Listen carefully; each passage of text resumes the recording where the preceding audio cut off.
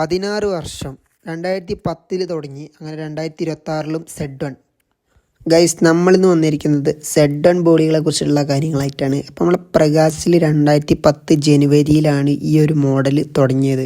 Model തുടങ്ങിയ സമയത്ത് തന്നെ ഇത് നമ്മുടെ സ്ലീപ്പർ കോച്ചുകളായിരിക്കും മെയിനായിട്ട് ഇവർ ലക്ഷ്യം കൊണ്ടിരുന്നത്. അന്ന് തന്നെ ഈ ഒരു വണ്ടിക്ക് വലിയ പ്രോബ്ലം കാര്യങ്ങളൊക്കെ നേരിടേണ്ടി വന്നിരുന്നു. കാരണം വണ്ടീൻ്റെ നമുക്ക് മുന്നത്തെ ലൈറ്റ് കാര്യങ്ങളൊക്കെ ശ്രദ്ധിച്ചാൽ മനസ്സിലാവും, ആ റൗണ്ട് ലൈറ്റ് ആ കാലത്ത് വണ്ടിക്ക് വന്നിട്ടില്ലായിരുന്നു. അതുകൊണ്ട് തന്നെ വണ്ടീൻ്റെ വെട്ടക്കുറവ് കാര്യങ്ങളൊക്കെ വന്ന് കുറേ പ്രശ്നങ്ങളുണ്ടായിരുന്നു. അതിന് ശേഷമാണ് അതിനൊരു പരിഹാരം കൊള്ളാൻ വേണ്ടിയിട്ട് താഴെ ഒരു റൗണ്ട് ലൈറ്റ് കാര്യങ്ങളൊക്കെ ഡിസൈൻ മാറ്റി വരുത്തി കൊണ്ടുവന്നു രണ്ടാമതും. അങ്ങനെ കേരളത്തിൽ 2011 ആദ്യമായിട്ടാണ് സത്യ ട്രാവൽസാണ് Z1 എന്ന ബോഡി അവതരിപ്പിച്ചത്. അതിന് പിറകെ തന്നെയാണ് CCM ട്രാവൽസും ഏകദേശം ഒരു ദിവസത്തിൻ്റെ ഇടവേളയ്ക്ക് ശേഷം 2 വണ്ടികൾ ഇറങ്ങിയെന്ന് തന്നെ പറയാം. പിന്നെ ഈ Z1 ബോഡി വെച്ച് നോക്കുകയാണെങ്കിൽ നമ്മുടെ BMR ബോഡികളെ വെച്ച് നോക്കുകയാണെങ്കിൽ അത്യാവശ്യം പൊക്ക കൂടുതലുണ്ടായിരുന്നു. അതിനോട് നല്ല തലയെടുപ്പുള്ള ഒരു ബോഡി ആയിരുന്നു തന്നെ പറയാം. പിന്നെ ഡ്രൈവർക്ക് പുറത്തേക്ക് നോക്കാനുള്ള വിസിബിലിറ്റിയും വണ്ടീൻ്റെ വലിപ്പ കൂടുതലും കാരണം വണ്ടീൻ്റെ കൊമ്പ് കാര്യങ്ങളൊക്കെ നല്ല സ്ട്രെയിറ്റ് ആയിട്ടായിരുന്നു വണ്ടിയിൽ കൊടുത്തിരിക്കുന്നത്. അതുപോലെ ഗൈസ് അന്നത്തെ പോലെ BMR ബോഡികളെ വെച്ച് നോക്കുകയാണെങ്കിൽ Z1 ബോഡിക്ക് നല്ല റേറ്റ് കാര്യങ്ങളൊക്കെ ആയിരുന്നു ബോഡി കെട്ടി വരിക. അതുപോലെ ചുരുക്കം ചിലരായിരുന്നു Z1 കാര്യങ്ങളൊക്കെ കെട്ടി വന്നിരുന്നത്. അതിനാൽ വലിയ സ്വീകാര്യത കാര്യങ്ങളൊന്നും ലഭിച്ചിരുന്നില്ല. ഈ ബോഡി വന്ന ടൈമിൽ അങ്ങനെ സക്സസ് ആയില്ലെങ്കിലും അതിന് പരിഹരിക്കാൻ വേണ്ടിയിട്ടാണ് നമ്മുടെ BMR ബോഡിയുടെ സ്ട്രക്ചറിൽ നമ്മുടെ Z1ൻ്റെ ഫ്രണ്ട് കൗൾ വെച്ചിട്ട് Z2 എന്ന് പറഞ്ഞൊരു മോഡൽ ഇറക്കിയിരുന്നു.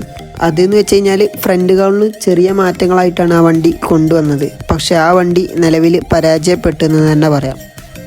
പിന്നെ നമ്മുടെ കേരളത്തിൽ ആദ്യമായിട്ട് 54 സീറ്റ് ബസ് ഇറക്കിയത് നമ്മുടെ IC ട്രാവൽസാണ്. അതായത് ടാറ്റയുടെ 12 മീറ്റർ ചേസിലായിരുന്നു ആ Z1 ബോഡി വന്നത്. അങ്ങനെ ഇരിക്കെ 2016 CIRT ബോഡി കോഡ് റൂള് പ്രകാരം ബസ്സിൻ്റെ ഓരോ കാര്യങ്ങളൊക്കെ വന്നത്. അതിനുശേഷം Z1 ബോഡി ഒന്നുകൂടെ ഒതുക്കത്തിലായി എന്ന് തന്നെ പറയാം. അതിന് ശേഷമാണ് ഗൈസ് നമ്മുടെ കാലം മാറുന്നതനുസരിച്ച് ബോഡി മാറുന്ന പോലെ തന്നെ Z1 എല്ലാവരും വേണ്ടെന്ന് പറഞ്ഞത് വരെ Z1ലേക്ക് വന്നു ഗൈസ്. 222 വീൽ ബേസിൽ എയർ സസ്പെൻഷൻ കയറ്റിയ Z1 ബോഡിക്ക് വോൾവോ ടൈപ്പ് ബസ്സുകളുടെ അതേ സുഖം ലഭിക്കുമായിരുന്നു. പക്ഷേ എന്തെന്ന് വെച്ച് കഴിഞ്ഞാൽ 222 കർണാടകയിൽ ഹൈ ടാക്സ് ആയിരുന്നു 210 വീൽ ബേസ് വണ്ടികളെ വെച്ച് നോക്കുകയാണെങ്കിൽ. അങ്ങനെ കുറേ പേര് അങ്ങനെ 210 വീൽ ബേസിലായിരുന്നു Z1ൻ്റെ ബോഡി കെട്ടിക്കൊണ്ടിരുന്നത്. 210 വോൾവോയുടെ അതേ സുഖം കിട്ടുമായിരുന്നു. പക്ഷേ 222 വെച്ച് നോക്കുകയാണെങ്കിൽ അത്ര ഇല്ലായിരുന്നു. കാരണം 228 ഏറ്റവും കൂടുതൽ നമ്മുടെ ലെഗ് സ്പേസ് കാര്യങ്ങളൊക്കെ വന്നിരുന്നത്. അങ്ങനെ ഇരിക്കുകയാണ് 2018-19 കാലയളവിലാണ് നമ്മുടെ ചൈനീസ് ഹെഡ്ലാമ്പിൻ്റെ ഷോർട്ടേജും അതിൻ്റെ വെട്ടക്കുറവ് അങ്ങനത്തെ കുറേ കാര്യങ്ങളെക്കുറിച്ച് ഇതായിട്ട് അങ്ങനെ ബസ് പ്രകാശ് റൗണ്ട് ലൈറ്റിലേക്ക് മാറുകയായിരുന്നു. റൗണ്ട് ലൈറ്റിലേക്ക് മാറിയിട്ട് പോലും നമ്മുടെ Z1ൻ്റെ ഒരു പ്രൊഡക്ഷൻ അതെന്ന് വെച്ച് കഴിഞ്ഞാൽ സ്വീകാര്യത എന്ന് വെച്ച് കഴിഞ്ഞാൽ ചെറുതൊന്നുമല്ലായിരുന്നു. നമ്മുടെ കേരളത്തിൽ ആദ്യമായിട്ട് റൗണ്ട് ലൈറ്റിൽ Z1 അവതരിപ്പിച്ചത് ചേർത്തലയിലുള്ള ശ്രീമുരുക എന്ന് പറഞ്ഞ ട്രാവൽസാണ് ആദ്യമായിട്ട് Z1 റൗണ്ട് ലൈറ്റ് അവതരിപ്പിച്ചത്.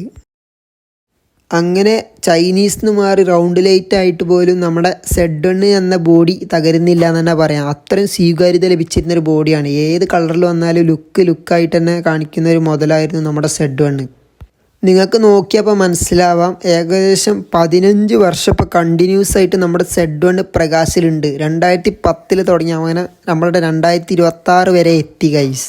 കാരണം നിങ്ങൾക്ക് അതിൻ്റെ റേഞ്ച് ഒന്ന് മനസ്സിലാവാം. ഇപ്പോൾ പുതിയൊരു മോഡൽ Z Astra വന്നിരിക്കുന്നത്. അതിനെ പോലും വെല്ലുവിളിയായിട്ടാണ് നമ്മുടെ Z1 ഉള്ളത്.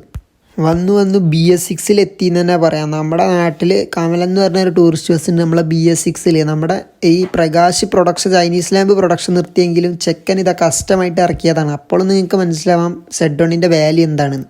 അപ്പോൾ നിങ്ങൾക്ക് പ്രകാശിൽ ഏറ്റവും ഇഷ്ടപ്പെട്ട ബോഡി ഏതെന്ന് കമൻറ്റ് ചെയ്യുക. അതുപോലെ ചാനൽ സബ്സ്ക്രൈബ് ചെയ്യുക, ലൈക്ക് ചെയ്യുക. അടുത്തത് ഏത് ബോഡിയുടെ വീഡിയോ വേണമെന്ന് കമൻറ്റ് ചെയ്യുക.